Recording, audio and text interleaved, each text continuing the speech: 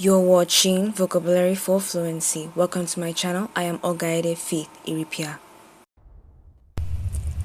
Our subconscious, during our prime, realizes the need for true guidance on attention many people struggle to articulate. I want to let you know that you matter enough for someone to take time and respond properly.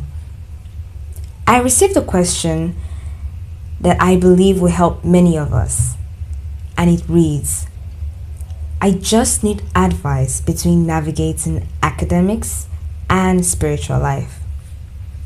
Alright, let's break that down. Academics, whole workload that pounds your brain, just saying the word.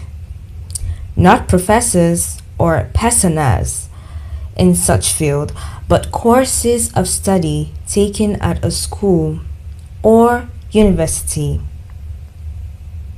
The term spiritual life seems to be channeled to one aspect, but this in reality is not so. It is not about balancing two separate entities. It's about letting your study become a form of worship and your prayer life inform why you learn. There are three key aspects to bridging the gap between navigating academics and spiritual life.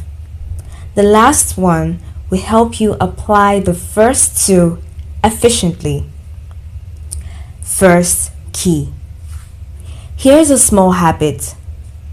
Utter a heart's prayer right before opening your textbook to read.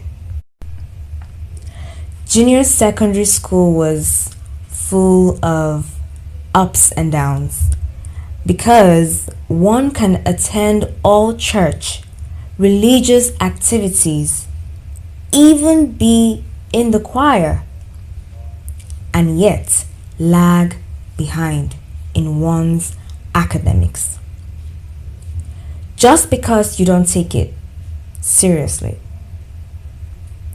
You might say, but I value my academics as well. Do you? Or do you hide in a facade of being religious, deceiving yourselves or others? I'll be brutal here, because some people are deceitful to their own selves. A man can be a Christian by status and not such in heart. I made a decision to learn to bridge the gap right into the entry of senior secondary school. James 1 verse 5 lets us know that God gives wisdom freely, liberally, when asked in faith. Believing is key to receiving, and to utter a heart's prayer right before opening your textbook will be effective from belief. You could open the table of contents and say, in P second T, in P out. Oh Lord Jesus, please help me. Pick the topic that will come out in exam. Thank you. Trust me when I say this worked during my prep for YA examinations. Alright, second key. Treat your spiritual life as part of your schedule, not an interruption. Now, the second key is where many people slip. I know how real that struggle is, wanting to grow spiritually while staying on top of academics. First, really ask yourself, what is distracting you? Your social circle? Media? Ambience? This all counts to help you cut them off. Because What can separate you from the love of God? Nothing. Absolutely nothing should stop you from loving Him. Second, set aside a fixed time each day for prayer and Bible reading. Jesus Himself said to us, "Disciples, can't you be with me 1 hour?" His disciples slept more than that, and like David, he prayed against the sleep of death. Third, are you a night owl? Early bird? Right timing is paramount. God's time is the best. Ask God when will be right and draw strength from Him to be faithful.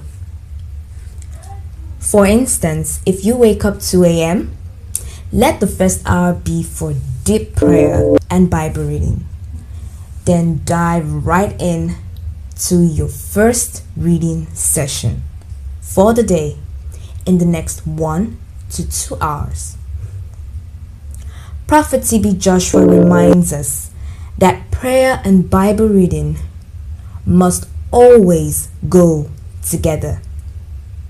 John 15 verse 7, "If you abide in me, and my word abides in you, you will ask whatever you wish, whatever you will, and it shall be done for you." If you're passionate about elevating your spirit man as well as your brain, subscribe and comment, "Thank you, Lord." Because I cannot build you up with theory and philosophy. You must make the decision to dedicate yourself to the Word of God and surrender to His Spirit to make His wonders and might manifest in your life. This is your role to play, which brings us to the third and last key. Third key, let your studies become worship. Ephesians 3 verse 17, that Christ may dwell in your hearts through faith. Your heart is the communication point. This is a spiritual issue. Our faculties, human faculties, cannot be employed. We must realize that God is spirit. Therefore, we do not only commit to memory, but through meditation, we let the word become an integral part of us. First with our spirits, which will eventually flow to our studies. Now, before we close, I need to say something important about faith. Faith is not imitation. Don't copy your neighbor. Faith is not imitating someone's actions. It must spring up individually, except because we compare ourselves, springing up insecurities instead. Another wonderful word from Prophet T.B. Joshua. Don't expect answers to prayers based on the testimony of others. God will not meet you because you imitated what somebody else did. Remember the 7 sons of Sceva. God will meet you when you obey what He tells you to do based on His word. Now, if all this resonated with you, but you're reasoning the fact that you have slipped away, it is not too late to turn back to God with your whole heart. Remember the children of Israel when they returned to the broken walls of Jerusalem? When they were asked what they were doing, they replied, "We are rebuilding indeed what God has built and is still building." Let's elevate others as well. Like and share. Thank you for joining the VOF community. Remember, be kind to yourself. There will be days when you study more, pray less, and days when you pray more and study less. God is not keeping score. He sees your heart. The goal is not just perfection, it is persistence. I pray that God gives you wisdom to order your days well, and peace to know that He is with you always. In Jesus' name, Emmanuel. I am Oga Ede Faith Iripia, your word architect. Keep studying in word and in spirit. Until next time, take care.